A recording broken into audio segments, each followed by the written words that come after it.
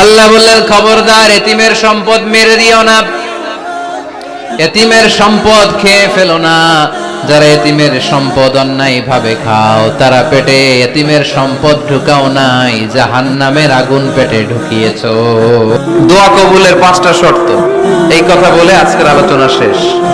এই যারা বলেন দোয়া কবুল হয় না, দেখেন নিজেদের সাথে মিলে কিনা।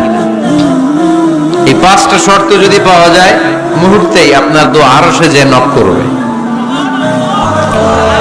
1 নাম্বার শর্ত আকলুল হালাল, হালাল খাওয়া। কি খাওয়া? আমরা দুইটাই খাই, হালালও খাই হারামও খাই। বেশি খাই কোনটা? হ্যাঁ, কি খান?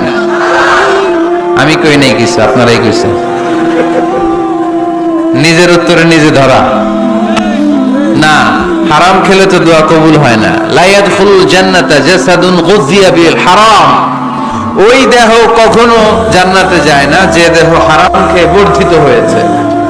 কেন দোয়া কবুল হয় না? মিলিয়ে নেন নিজের জীবনের সাথে, জাস্ট একটু মিলিয়ে নেন। বিশ্বনবী সাহাবাদের নিয়ে দাঁড়ালেন, লম্বা লম্বা কাতার হলো। সাহাবীদের কাতারের শেষে সাইয়েদনা জিবরাইল 1,40,000 ফেরেশতাদেরকে নিয়ে জানাজায় শরীক হলেন।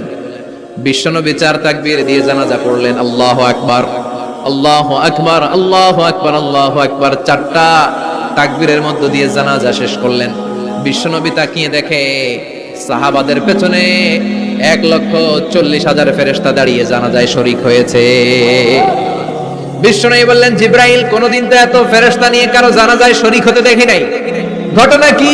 কি এমন আমল ছিল আমার মুয়াবিয়ার যে আমলের কারণে মুয়াবিয়ার নামটা আল্লাহর আরশে চলে গিয়েছে?